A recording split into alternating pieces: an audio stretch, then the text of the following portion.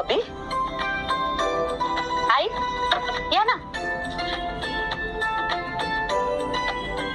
अगं बस ना, बस बस.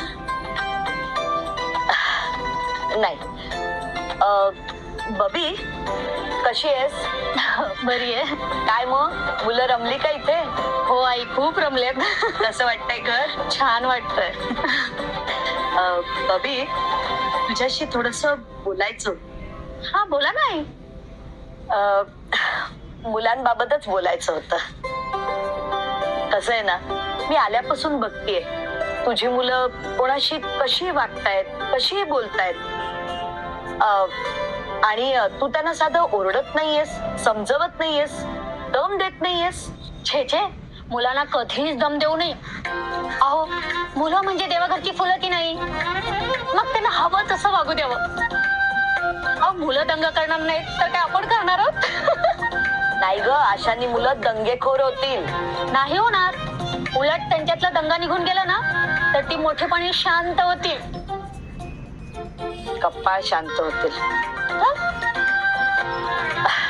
नाही काय ना बबी, तू म्हणतेस त्यात तथ्य नाहीये असं नाहीये. काय ना, आपण मोठी माणसं मुलांना अनावश्यक कधीतरी रागवतो, मारतो देखील. हा, आता मारणं हे चुकीचंच आहे. मी तुला सांगू का बबी, मी माझ्या मुलांवर, नातवंडांवर कधीही रागवले नाही, कधीही त्यांना मारलं नाही. हा, पण वेळ प्रसंगी दम जरूर दिलाय किंवा छोटासा एक फटका सुद्धा दिलाय. अगं, फटका दिल्याने काय आभाळ कोसळत नाही ग, पण त्यांना शिस्त ही लावावीच लागते. आणि आपण हे सगळं त्यांच्या भविष्यासाठीच करतोय ना. आणि बबी, तुझा तुझ्या मुलांवर अजिबात धाक नाहीये.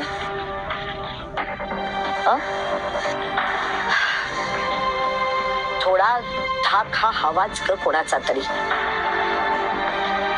बबी, अशाने मुलं हाताबाहेर जातील आणि तुझ्या लक्षातही यायचं नाही. तेव्हा सांभाळ मुलांना.